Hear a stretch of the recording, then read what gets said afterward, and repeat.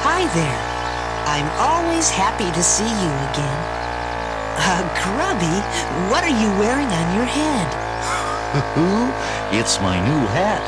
You might think it looks silly, but I think it's pretty neat. Yes, Grubby, it is pretty neat. And you shouldn't worry about what other people think.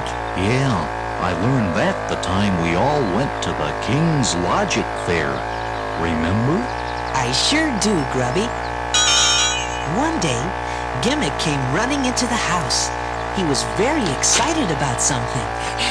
Teddy, the king's messenger was just here, and he gave me this. It was a special invitation. What's all that fancy writing say, Gimmick? Let me see. Come one, come all. It's my intention to view each gadget and invention, or some discovery that's rare. So please attend my logic fair. And it's signed King Nogbert. That sounds exciting, Gimmick. Yeah, now you can show off all your gizmos and gadgets. No. I mean, yes, but the invitation isn't just for me. It's for all of us. Oh, boy. Okay, Teddy, I'll invent an invention, and you can discover a discovery. Okay, Grubby. While Gimmick worked in his workshop, Grubby and I thought and thought of what we could do for the King's Logic Fair.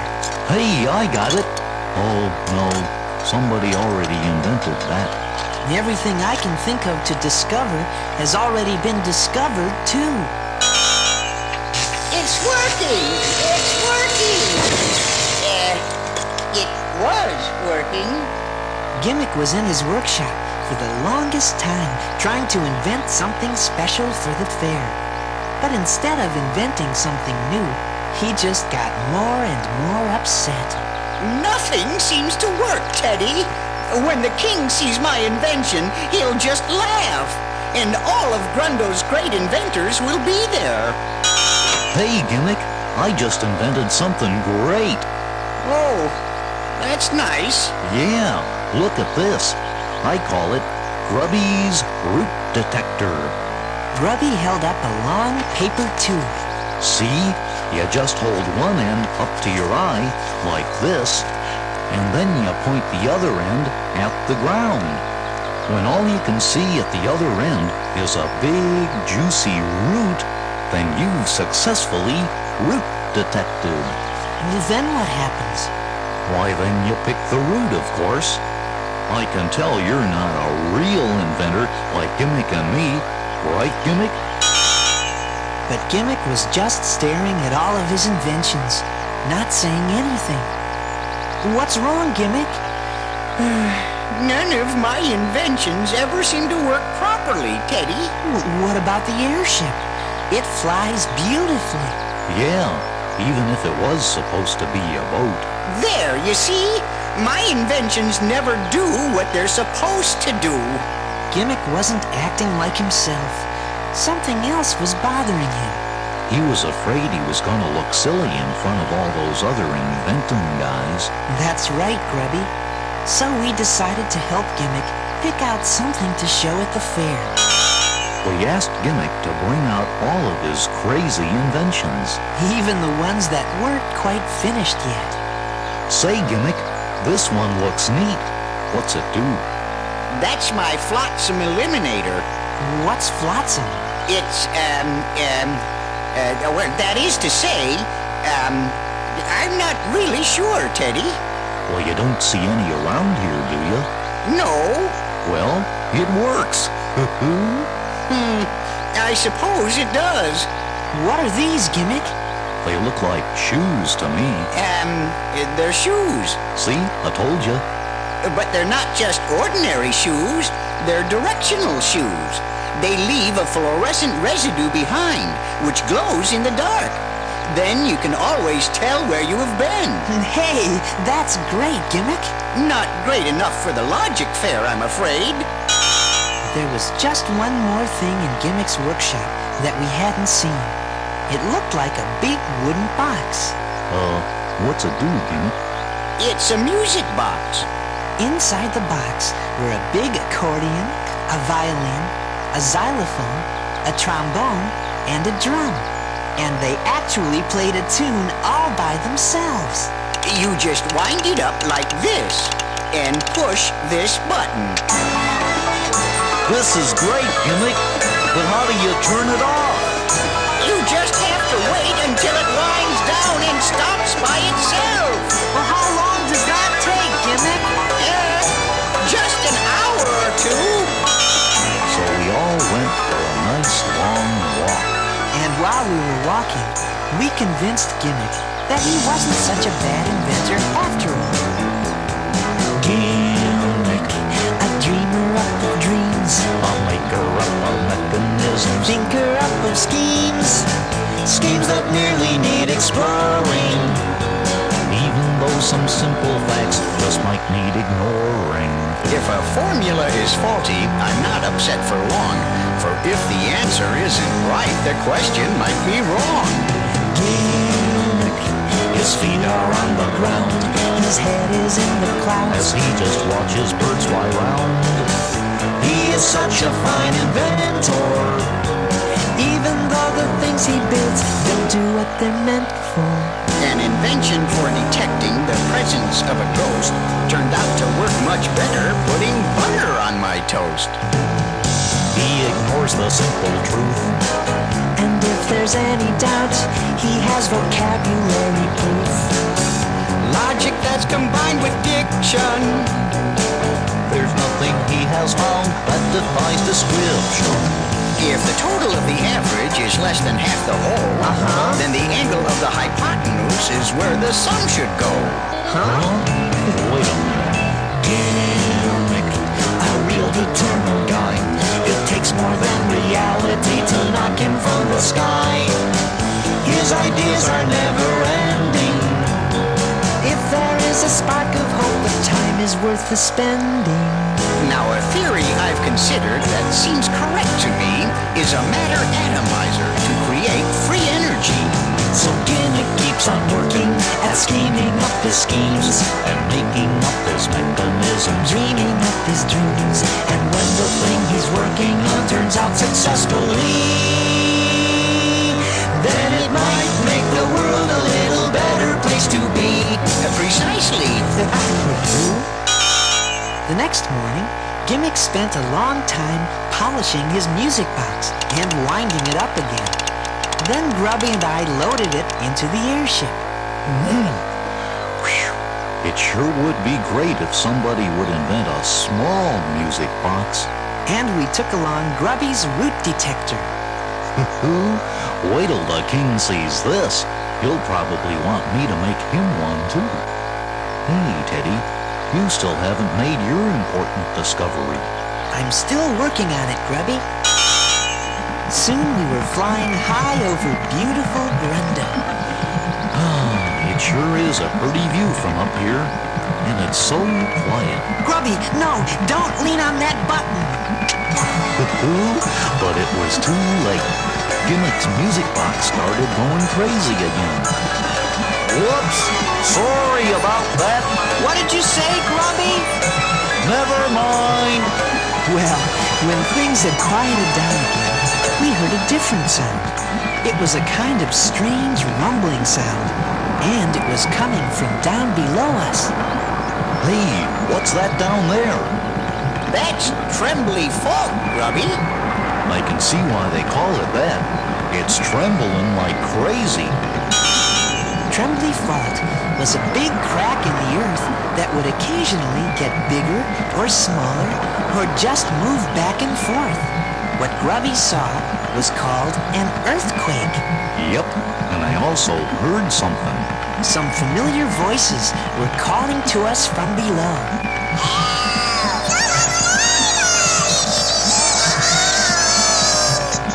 It was Frank and Faye Fob and their 3 children. They were on their way to the King's Logic Fair too, with their new invention. It was a wagon for carrying baby fobs called a fobulator. The grown-up fobs pulled it with their tails. But now the earthquake had left the poor fob parents stranded out on a tiny piece of rock. We landed the airship and tried to think of a way to save them. How did this happen, Frank? We were on our way to the logic fair when the ground cracked right between us and the foggy land. We didn't know what to do. First we thought we could fly the airship over the fault and throw a rope down to them. But Frank and Fay were afraid they wouldn't be able to hold on with their tails, and they might fall off into Trembly Fault. I think the safest way to get to them would be with a bridge. Gimmick, if there were a bridge here, they wouldn't need our help. But Gimmick had a very good idea. He asked us to help him carry his music box out of the airship. You're not gonna start this thing up again, are you, Gimmick?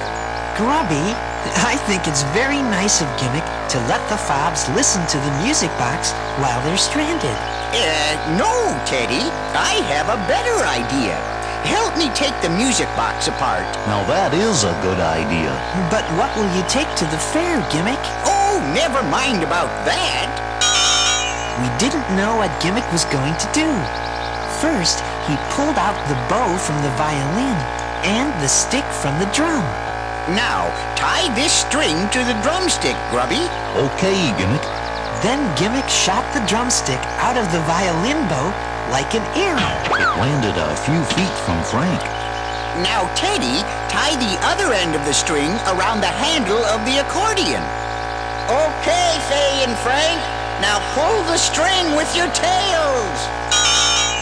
The accordion stretched out across Trembly Fault like a bridge. And we used parts of the other instruments to make sure the accordion, bridge, was safely tied down. Then Gimmick hooked the big drum onto his back and picked up the trombone.